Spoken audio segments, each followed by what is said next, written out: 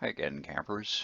George Durkee with the last in our set of videos for the updated assignments in creating a basic map using ArcGIS Pro. And this video will cover layout and printing to PDF, and then, as I've said, you'll turn that PDF into me. Just email it to me. So go ahead and open up your map, and I've zoomed out quite a bit here just to give you an idea of what we've got. And if you remember, uh, we've got our fault lines with unique values for the age, and they're all labeled. I've labeled everything in here, and I've changed a few things from the last video. I've just been kind of fooling around and seeing what I can come up with. This is what I have right now. No need for you guys to have that. And I've also turned on everything, if you remember, when we were just editing the evacuation routes and damage zone, that I'd only activated those and had them on. And so now we'll have everything on: roads and major faults in the epicenter. And just an update, I made a small mistake in my last video, and I said you can't back up, and I'd actually forgotten that in fact you can set an automatic backup. So go ahead and go to projects, go to options, and under general you have project recovery, and there create a backup when the project has unsaved changes. And so you can set the time interval 3 to 7 minutes, and it's all dependent on how much you want to lose if the machine crashes or something goes badly wrong. And Arc Pro is a lot more stable than it used to be, and I have very few, if any, crashes. But I'd say somewhere between 3 and 6 minutes or so is the way to go. Then just click OK. Okay, just giving you an errata alert here. When I first did this video, number 4, I failed to show you the steps to go from a map to create a layout. So I'm going to do that now, and it won't blend in quite as seamlessly with the next section, but you guys will figure it out. And I'll also mention another tool here is to move the map around, especially when you're using another tool and you don't want to go back to the Explore tool here, is you can hold down the C key and then you can move the map around no matter what tool you happen to be in. Okay, so here's how to do a layout. You go to Insert and you go to New Layout and choose a size, and we're going to stick with letter, but we'll choose landscape because that seems to be the best orientation here. And it puts in a layout here, new layout tab. And then you've got to add the map frame. So you're putting a map frame within the layout page. So click on that. And notice that you've got a bunch of choices here. Any bookmark you make of map 1, and I've also got a map 2 here, you can choose that. So that argues for making a bookmark of the rough area you want your layout to be in map 1. It'll then appear here, and you can then automatically insert it. So I'm going to choose let's do 1 to 50K here, which I happen to have there. And then you actually got to draw it in. You've got to create the map size. So just press and hold the left mouse key and draw it right in, and then it builds. And while I'm here, let's look at one more little trick here. Notice down here in the lower right are the service layer credits that you see in any online map that comes up. It just tells you the origin and sources and so on. So what you can do to get rid of that, and it's a little clunky, but you're in Insert and you go to Dynamic Text, and then scroll down until you see service layer credits. And what you do is you draw a box outside here, and poof, they disappear from there and go into this other box. So you can just keep them there and keep them out of the way, and then fill in whatever you want to on your map. And so right now we're working on the whole frame. So if I zoom with the mouse wheel, I just move in and out and get a better zoom level. And if I go to navigate, it's the same thing. I move the frame itself. But what we're going to want to do is adjust the map within the frame. So to do that, we activate the map frame. And that way, when we zoom in, we're actually zooming the whole map in and out. Or we're using the Explore tool to move it within, to adjust it to where we want it within the frame. And you can also use the magnifying tool to kind of close in on exactly what you want. So I'm using the Shift key, hold down the Shift key, and we're going to draw a rectangle. And let's go back into the downtown area where, let's go in a little closer here, Shift key. And we'll just go in on the stuff we drew. Okay. And you can also set the zoom level. So down here it's at 1 to 63,000. But let's just go to a standard map size, 1 to 50. And incidentally, 1 to 24 is the standard USGS quad. Though as we get more and more into digital maps and people get used to those, that's not as critical. Usually on incidents, I try and stick to 1 to 24K because your ground people, that's the size they're used to for a field map, and it helps everybody if they're always using the same map scale. But let's go to 1 to 50 here. Yep, that's pretty good.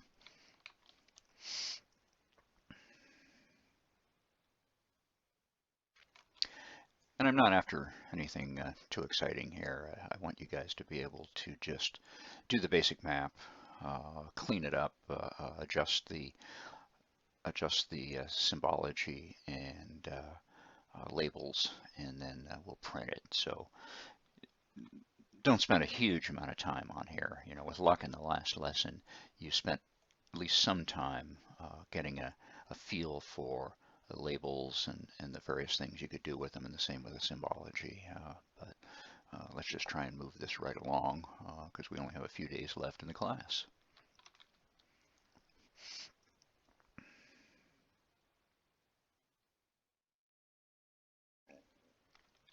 So that's roughly the area we want. So right now, let's make a bookmark and go to New Bookmarks and then New Bookmark.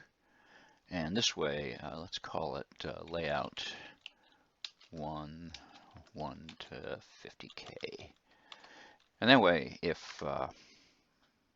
for instance, you're not in the active map and you accidentally move the whole thing, so for instance you do that, or you just zoom way out or something like that, and all you have to do to get back to it is, base map, is go back to your bookmark.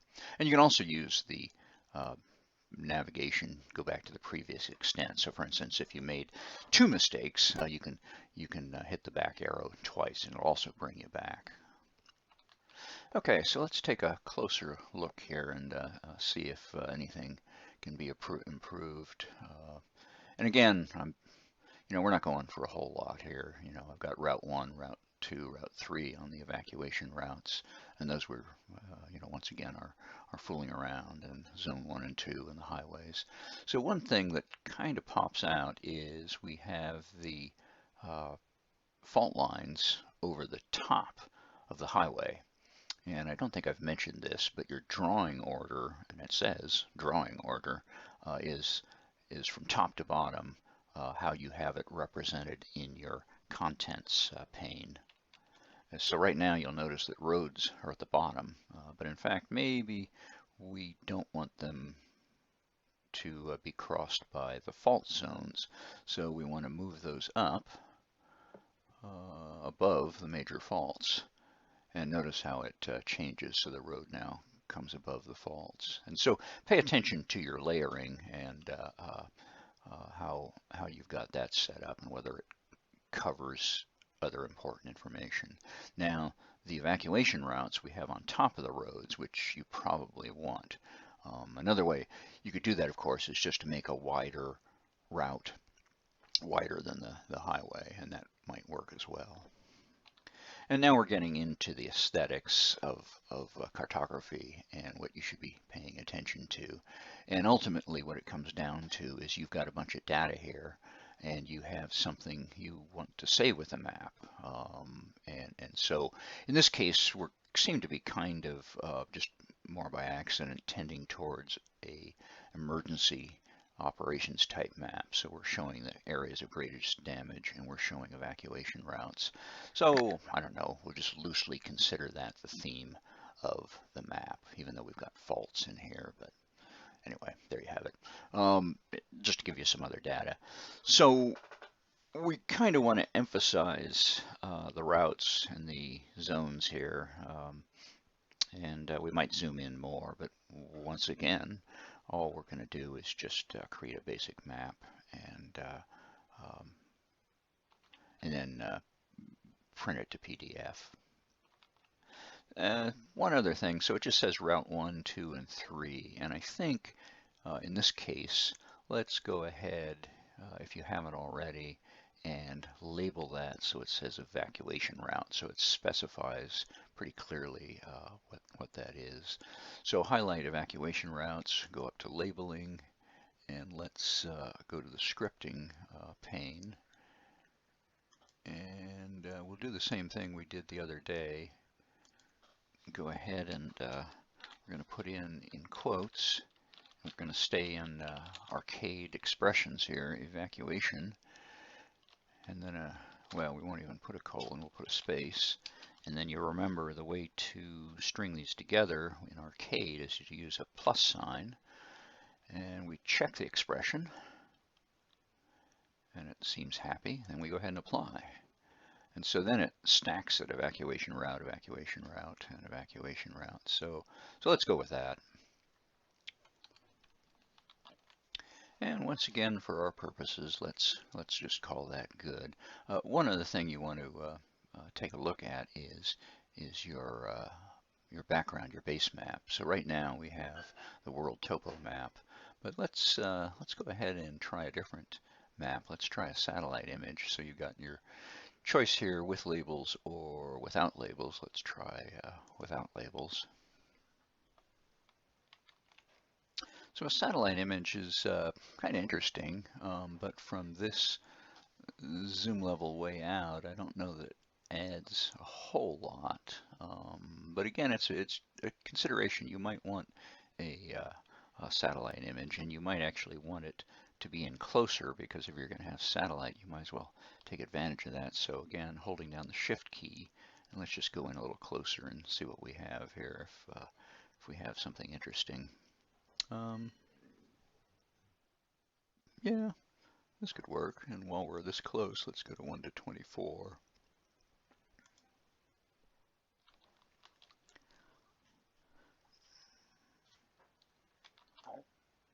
Beep. So one thing that obviously happens is, one, it's kind of nice to have this satellite view up close, and people can get a better idea of the terrain. But when you get a more varied background, then you have to take another look at your labeling and your symbology. So for instance, the label above the evacuation route is a little harder to read. You can barely read above the fault lines, but the highways are okay. So let's just quickly work on those one by one. So on evacuation routes, back to labels. And let's increase the type size a little bit. See how that works. And go back to the symbol. We'll put a halo around that. Oops. Put a halo around that, as I say. And we'll stick with white. And let's go 2 points and apply. That's a little overdone, but well, let's go down 1 point. It's all aesthetics. That's not bad. Maybe a little too big, but once again, we're just moving right along here. And another thing, when you look at USGS maps, they don't use halos at all. And I've heard real live cartographers saying, you know, they tend to avoid halos, the halo effect. But I'm kind of attached to them. But just be considering that when you're doing your maps. And let's say the roads are okay. And now let's do the map faults. So once again, we're in major faults. Notice that automatically changes.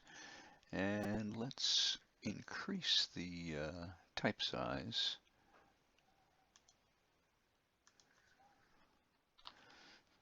So scroll up. Let's go 12 point. We're going to halo this as well, even though we could choose a different color. So for instance, we could just go with white and see what that does. I don't know. Like I said, these are all judgment calls, and that kind of sort of works for our map here. So let's go with it for the moment.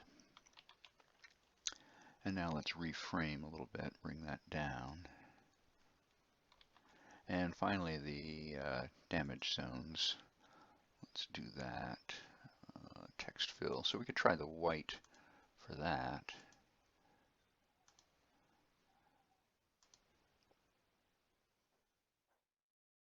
Increase the type size.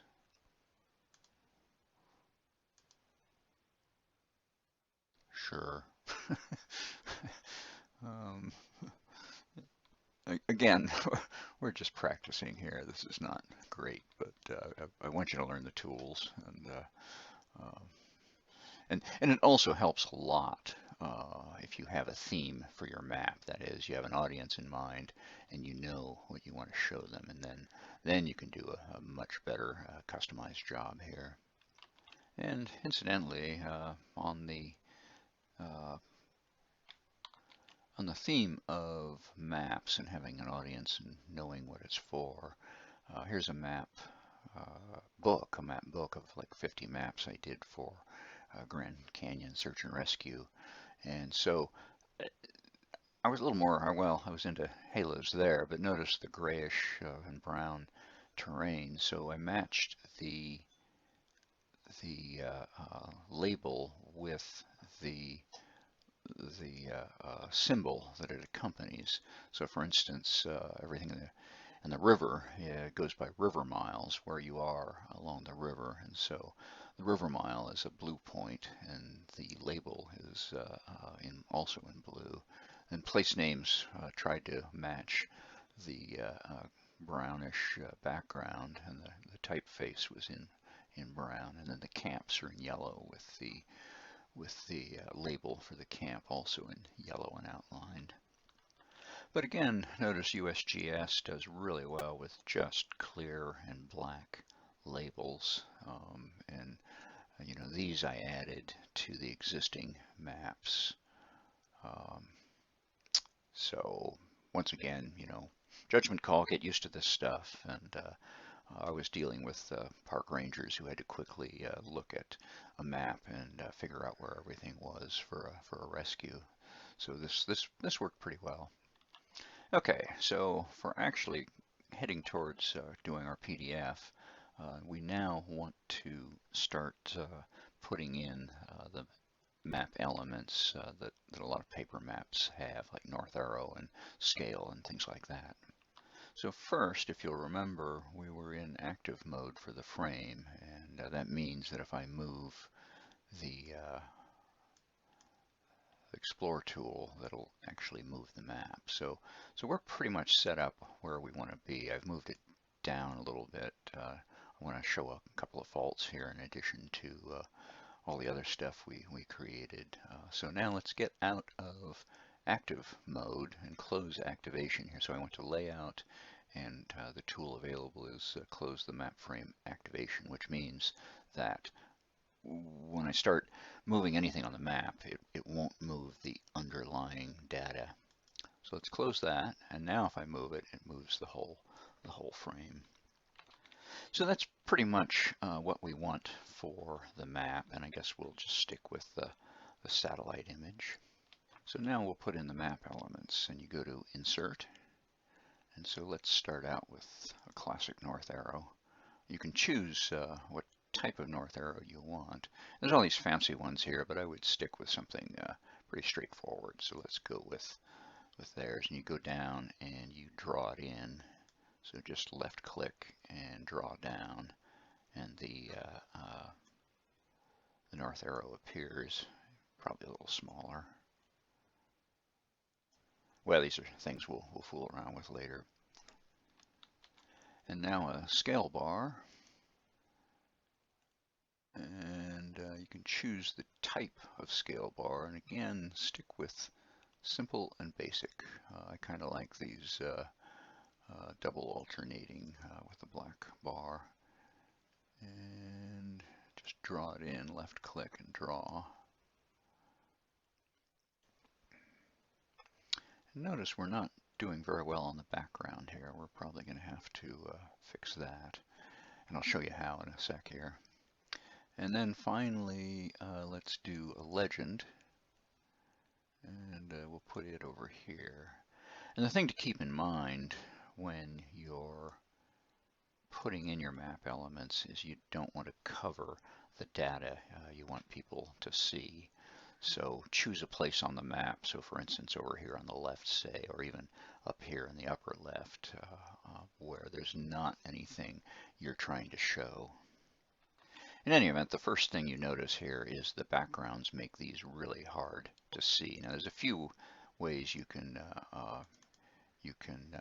deal with that. Is you can double-click on it and bring up the legend, the formatting for the legend, and then go to the display part of it. And under background here, you can choose a background. I don't know, a light blue or something like that, to bring up the contrast. And we can do the same for the north arrow and the scale bar. But there's another thing you can do here, is you can also draw a background rectangle, give it a color, and then put everything on top of that. So once again, the map determines how you're going to do this, but let's show you how to do that as well. So up here we're in legend format, and we go over to some of your drawing styles here, and these are graphics. If you move the map, they're not attached to the underlying coordinate system, so they'll just stay there. So once we'll go over here and we'll just draw a rectangle. And now we can give that a background. So let's just go over to Symbol, and under Appearance, the color. And let's try that blue again. You might want to try yellow as well, but let's just stick with this blue. And then that also the outline width, let's just keep that as is. There we go. So that'll give us some contrast. And now go ahead and we're going to move the map elements up into it. So just click with a select tool, and when the four-way bar comes up, just move it up there. Now notice that it's just showing the outline, but not the actual scale bar. And we can fix that in a couple of ways. we can either go down here to order, and we can bring it to the front, which is bring it to the top or front. And in the next one, I'll show you a different way of doing it. We'll bring up the north arrow. And the north arrow, notice how each time we've created a map element, it's been listing them here and in the order that they draw. So you can just left click and bring this up to the top. Oops. There we go. And that brings it up to the top as well. So that's a couple of different ways of doing it. Move this down a little bit. Anyway, get them in there and get them semi-arranged. So we might want this over here, and then the legend here, and then we can make the box itself bigger. And see, I've lost the legend, so this is the best way to do that. We bring it up and then readjust it. Readjust this, and we're going to need more real estate here. Make it a little wider. There we go.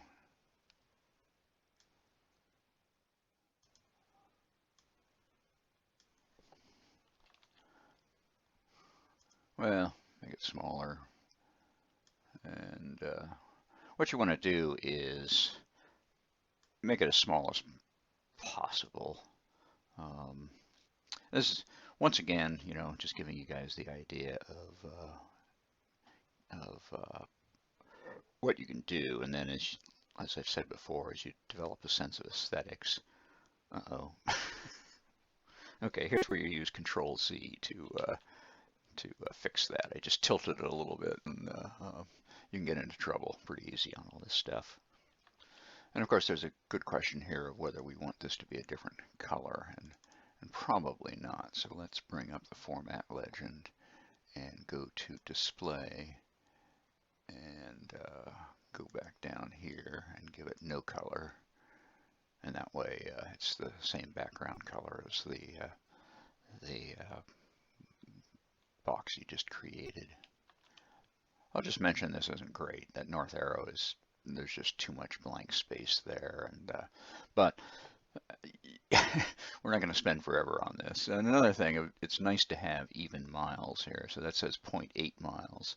So stretch that out a little bit until it says 1 mile. And of course, that messes up our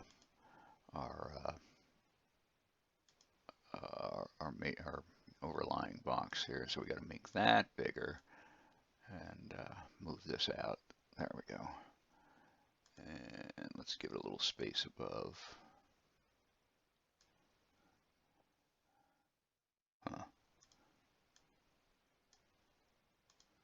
Okay, I would not give myself high marks on this, but I'm hoping you guys get the idea here.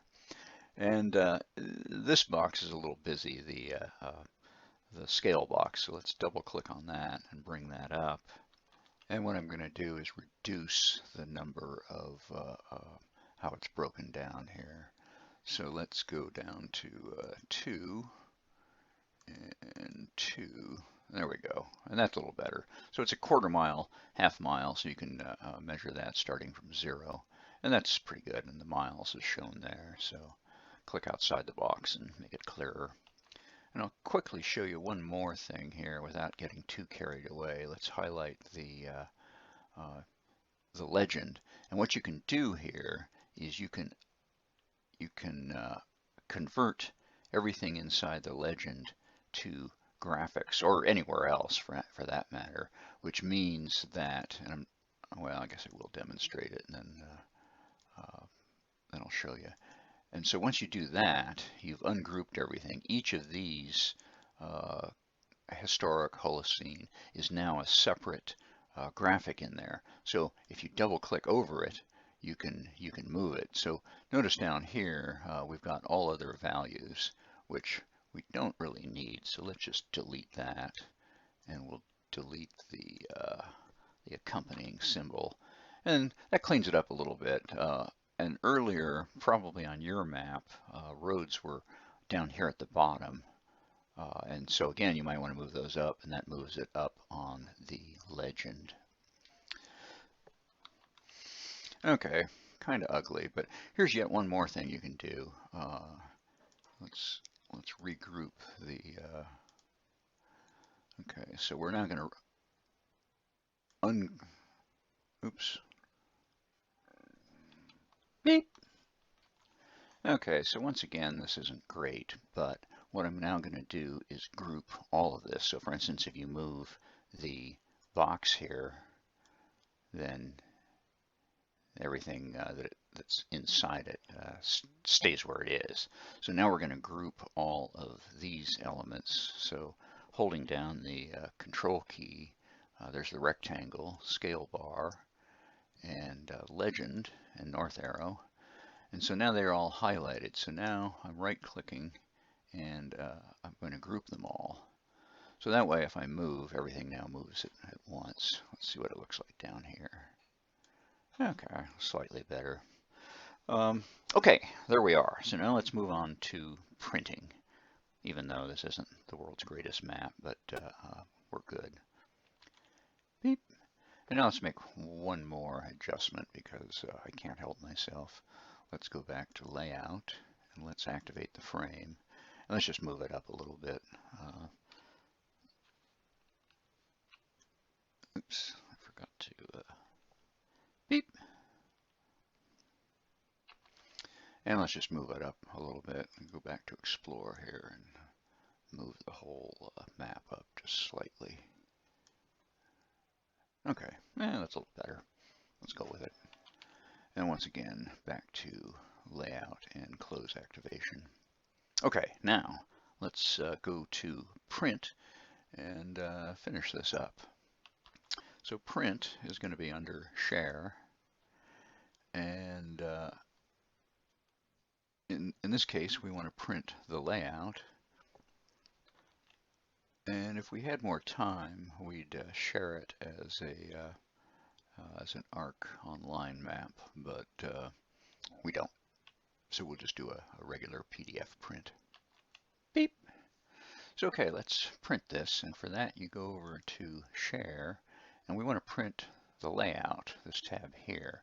Now, were we to want to print the map, we actually then have the choice of, let it come up here, of printing it as a web map or web layers. We could export specific layers, but we're doing the layout. And we don't really have time, unfortunately, for uploading to ArcGIS Online, but that's another great advantage, which for the shorter version I haven't mentioned, but Arc Pro is designed to work directly with ArcGIS Online. So what you design here can be uploaded and matched in Arc Online, as well as make edits here.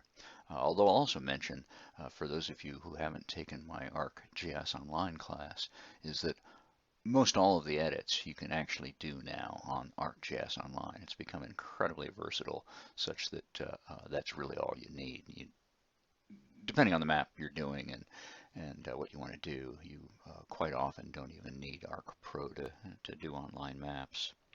So anyway, we're printing the layout, so go ahead and click Layout, and your Print Layout dialog box comes up, and the orientation, you remember we oriented the initial one to landscape, so right now it's at portrait, and so let's put that in landscape. And right now it's set to go directly to my printer. So when that happens, you've got all of the choices for your printer, and you go directly to properties and see how your printer is set up and change those settings. So if you also remember, we set this up for letter size, so set that to letter and make sure that's what it is. And your source, printer and select, but those are your sources for the paper. Make sure that print in black and white is turned off unless you're just doing a quick map to see what it looks like. And we want this in PDF. And it depends on your drivers. You might have other choices available, Microsoft Print to PDF. In my case, I actually have Adobe PDF, so I'll choose that. So now we're going to do a PDF map. And other things to pay attention to here is as far as the fitting it to the paper size is probably the choice you want. And there's other stuff, but let's just go with this for the moment. Oops, and that somehow switched back to portrait. So let's go to print. And I'm pausing it. This might take just a little bit of time here. And in this case, it's going to save to my documents folder. I'm going to save it to desktop just so it's easy to find. So make sure you guys do the same so you know where it went to. And it's always a good idea, and I'll cover this for those of you taking my incident mapping class, is we'll have a actual folder structure that you guys will download, and that'll give you an idea of how best to store your GIS data. And you'll have a folder somewhere in there that'll be documents or output, things like that. Anyway, let's give it a logical name. So we'll call it Northridge Faults, and then we'll give it a date, so 2021, and this is the 22nd, or I'm sorry, the second month, 02 and 22, and then I'll put my initials, and then save.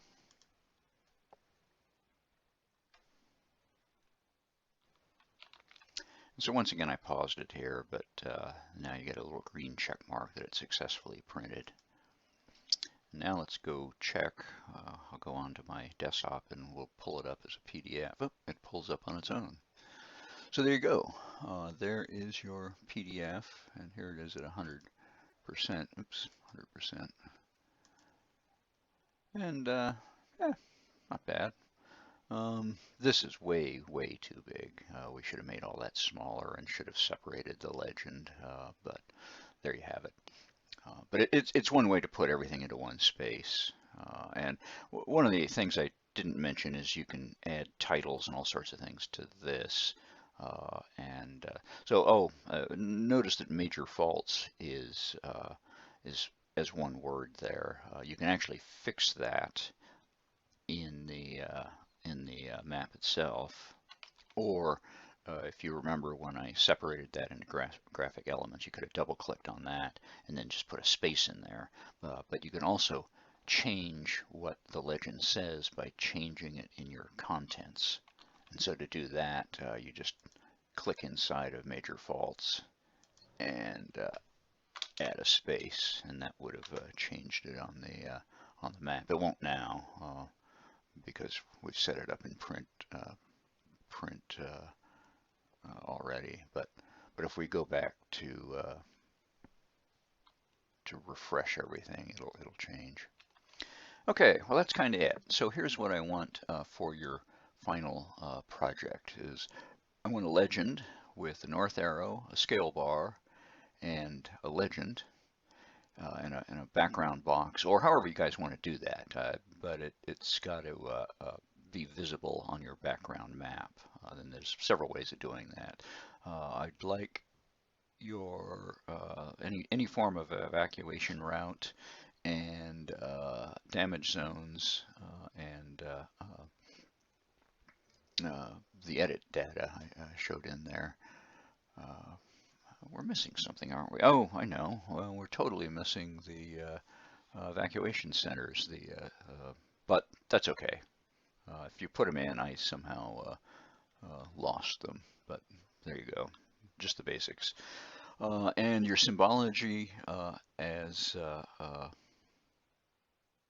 beep cut.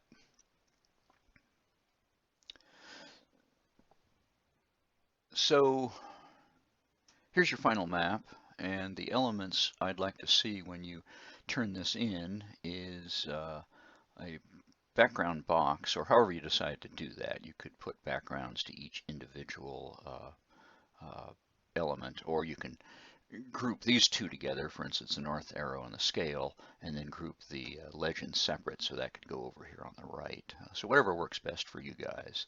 And then also at least two of the three, because I seem to have somehow deleted my shelters from here. So of the three feature classes, the shelters, the evacuation routes, and the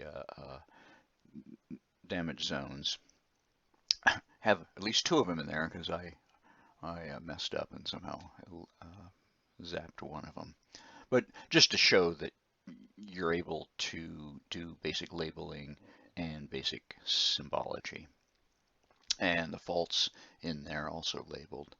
So if you have those elements in there, that'll work great. And I'm not going to be at all hard on how you arrange the map or how it looks. And if you want just the topo map in there as a background, or as a base map, that's fine too. I just was showing you guys different ways of using base maps. So there you go. That ends it. The map will be due at the end of the week, and I hope you guys, I hope this helped you understand Pro a little better. So thanks a lot.